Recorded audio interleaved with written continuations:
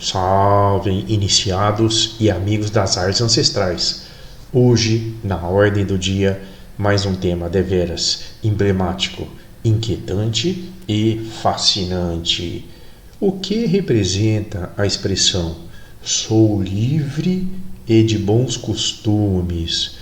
Um bordão muito utilizado em alguns grupos iniciáticos do passado e do presente. Meus caros, este tema foi sugerido por um amigo do canal que recentemente teve uma reunião de um grupo iniciático muito conhecido no mundo inteiro.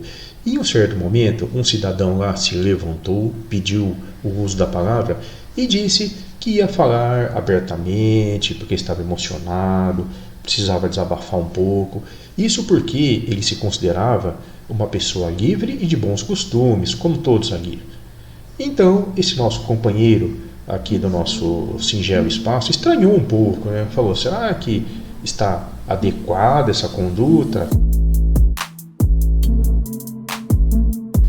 Antes, porém, de você exercer a sua liberdade e também utilizar os bons costumes, peço que não se esqueça de se inscrever em nosso canal, também compartilhe esse conteúdo e já dê um like nesse vídeo, senão depois você vai esquecer.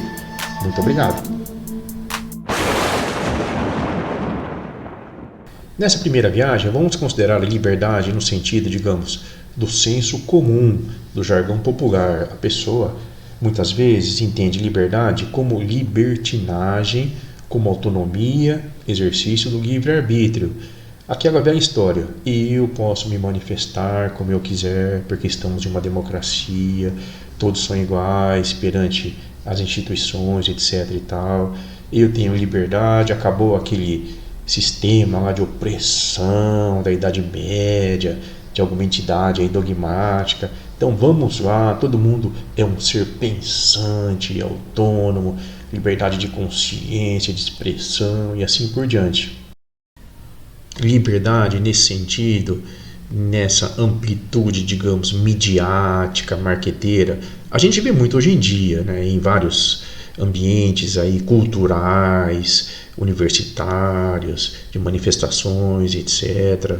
Ok, existe realmente esse tipo de onda, essa tendência ocorrendo, mas se observarmos com um olhar um pouco mais coerente, lógico e até, por que não dizer, iniciático, sabemos muito bem que estamos, queiramos ou não, submetidos a vários círculos e instâncias de poder, de controle, instrumentos e mecanismos, de alguma forma, limitam a nossa possibilidade de voo nas atitudes, ações, discursos, falas, e sempre foi assim. Desde que o homem saiu ali das cavernas, das savanas, as pequenas famílias se uniram a outras famílias, clãs, criaram os proto-estados com várias normas, regras, constituições, isso para garantir a segurança, a sobrevivência e a perpetuação dessas comunidades, sem regras claras, muito bem estabelecidas, coercitivas. Ou você cumpre isso, ou você não será igual a nós. Você será excomungado, banido da comunidade, isolado ou eliminado. Sem esse tipo de mecanismo de controle, não havia como sobreviverem essas comunidades. O caos imperaria sobre a ordem. Você, como cidadão, tem que se submeter a isso, e isso limita a sua liberdade. Eu sou mais eu, fago como quiser e faço o que eu quiser na hora que eu desejar. Não é bem assim em todos os países organizados, exceto se você for uma seta lá no meio do deserto, um ermitão, lá, um homem das cavernas moderno. Segundo círculo que você está submetido, queira ou não, as regrinhas, normas de ética, etiqueta, de moral familiares da sua família. Você tem que ser um bom filho, um bom marido, tem que ser depois um bom avô, sei lá, algo do tipo. Você reside em uma vizinhança, em um condomínio, também existem normas ali que você deve observar. Não pode andar ali como Tarzan ou como Adão e Eva, naquele jardim da sua comunidade, do seu bairro, do seu prédio, não é? Existem também aquelas normas que limitam um pouco a sua amplitude nas escolas, universidades, no seu ambiente de trabalho, principalmente corporativo, em relação aos colegas de profissão, olha os códigos de ética. Portanto, meu caro, você queira ou não, você esteja contente ou não com isso, tem que se submeter a todos esses círculos, como aquelas camadas de uma cebola, de controle, de limitação, de poder sobre você. E nesse aspecto, quando o cidadão decide entrar para um grupo iniciático, mais uma camada, um nível, um instrumento de controle, landmark muito poderoso ou vários, vão surgir na vida dessa pessoa. Então, além de ter que ser um bom filho, bom pai, bom marido, bom cidadão, bom trabalhador profissional e ter ali a sua fé religiosa também na transcendência, você também, a partir de agora, será visto, será marcado ali na sua imagem, digamos, pública, um pouco discreta talvez, como iniciado. Então, nesse viés, digamos, da liberdade, no sentido popular, do jargão, do senso comum, um iniciado, por exemplo, um maçom, é menos livre, tem menos autonomia de movimentações do que um não iniciado. Mas, então, essa frase, sou livre de bons costumes, não funciona, tem uma incoerência, algo paradoxal.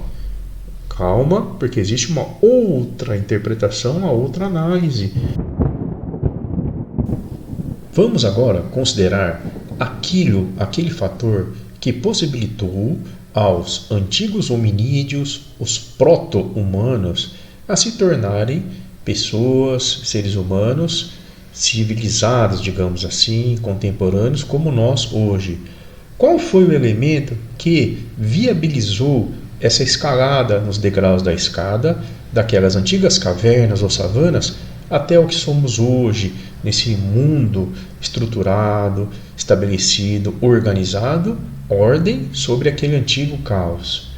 Para muitos filósofos antigos, como Aristóteles, o que diferencia nós, homens, hoje, dos chamados animais irracionais, é a possibilidade de uma certa forma, controlarmos os nossos instintos, apetites e desejos mais naturais. Em outras palavras, antigamente o homem era completamente dominado por esses elementos do nosso fisiologismo, da nossa biologia animal, como todos os bichos. Então você tinha fome, você se alimentava, você tinha medo, corria, você queria se reproduzir, reproduzia. Mas esse tipo de comportamento inviabiliza a organização das comunidades, inicialmente nas chamadas proto-comunidades, depois nas grandes civilizações. É impossível a convivência, porque a intolerância, uma certa dose de etc., agressividade, cada um defendendo o que é de seu interesse, cada família lutando pela melhor caverna, pela melhor zona de caça, ninguém respeitando as cercas, os landmarks. Seria impossível criar-se uma civilização, haver uma convivência harmônica, pacífica, serena entre todos. A partir do momento, então, que o ser humano começou a dominar então esses instintos, ele passou a trilhar pelo caminho do bem, é a virtude no sentido filosófico, pelo caminho da luz. E o que é isso? É garantir, de certa forma, a sobrevivência, a segurança, a eternização daquelas comunidades. Veja lá, por exemplo, o que o Freud diz sobre os apetites básicos do ser humano. É algo um pouco esquisito, estranho, bizarro hoje em dia. Não é possível que uma pessoa sem esse tipo de controle tenha uma convivência pacífica, virtuosa entre nós. E nesse contexto, nessa percepção filosófica, lógica, coerente, os grupos iniciáticos, alguns esotéricos, gnósticos, outros não, trabalham, elaboram seus projetos didático-pedagógicos exatamente nessa linha de fortalecer, reverenciar, de transmitir, possibilitar experiências, vivências ritualísticas, litúrgicas, ali em termos de comportamento, de companhia com pessoas, digamos, que também trilham por esse caminho, no sentido de sempre garantir que as emoções, os afetos, os instintos mais elementares sejam de alguma forma controlados. Sabemos que controle absoluto é impossível, nós somos ainda submetidos muitas vezes a esse tipo de comportamento, de situações antigas, a moda lá dos animais dos hominídeos. Não tem como, apenas os semideuses ou deuses conseguem controlar isso, os semideuses menos, né? Mas só um pouco mais de controle, de avanço desses degraus, dessa metamorfose civilizacional é muito positiva e virtuosa. E quem frequenta então os trabalhos herméticos entre colunas tem essa possibilidade de realmente, nessa lapidação, ter um controle maior sobre suas emoções, sobre seus instintos, que são muitas vezes chamados de paixões, de vontades, desejos. Um homem livre nesse contexto é aquele que é senhor de si mesmo, exerce sua autonomia, seu livre-arbítrio, sem ser escravo exatamente desses instintos primitivos, emoções, paixões, afetos, os chamados pecados capitais pelas grandes religiões. Portanto, a nossa conclusão é que realmente o legítimo iniciado, ele é um homem livre e de bons costumes. Agora, um detalhe, aquele cidadão que no começo pediu a palavra e disse que ia se manifestar ali com emoção, porque precisava falar com sinceridade, algo do tipo, realmente está ainda no estágio inicial desse processo, digamos, de lapidação, de respeito e de conhecimento do que são os verdadeiros bons costumes e do que é ser livre nesse contexto iniciático. Muito obrigado por acompanhar o nosso trabalho até aqui. Peço a você que se inscreva em nosso canal se você se esqueceu.